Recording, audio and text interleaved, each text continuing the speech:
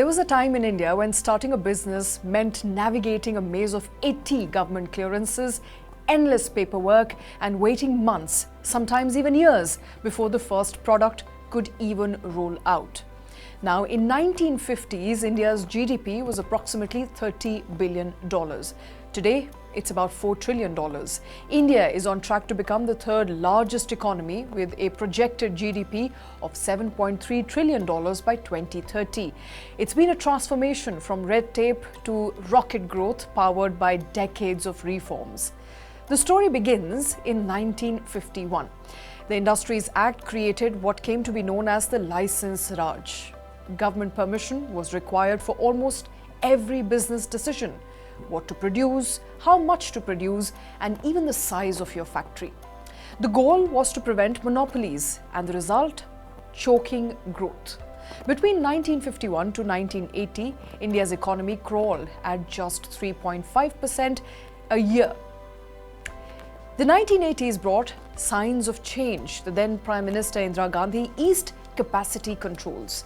Later, Prime Minister Rajiv Gandhi cut import duties from a crushing 87% to about 50%, opening doors to new technology and pushing computerization.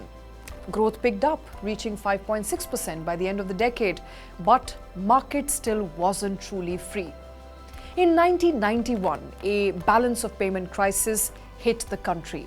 Foreign exchange reserves were enough for only 2 weeks of imports.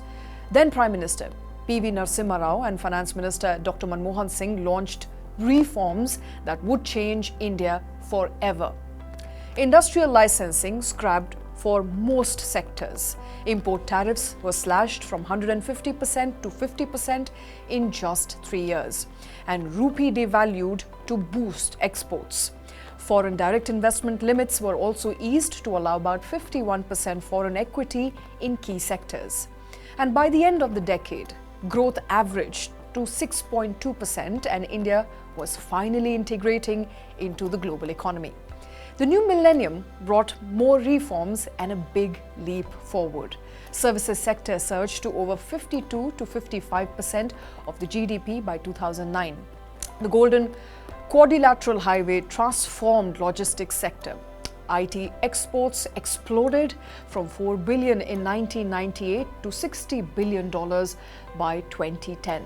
Telecom went from 1% penetration in 1995 to over 60% by 2010.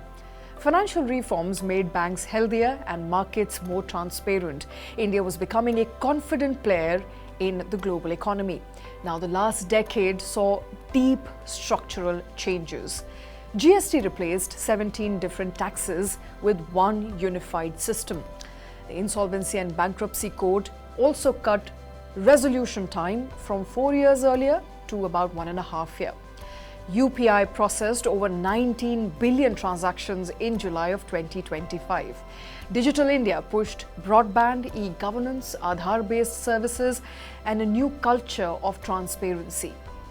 India's ease of doing business rank jumped from 142 in 2014 to 63 in 2020.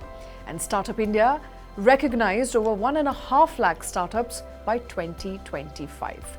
By mid-2025, over 122 unicorns valued over $350 billion were registered.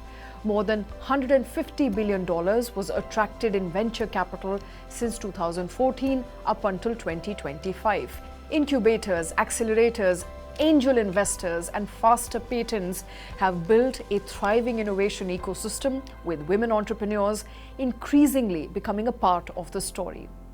The next big leap for India will depend on predictable, entrepreneur-friendly regulations, world-class infrastructure, and future-ready skills training.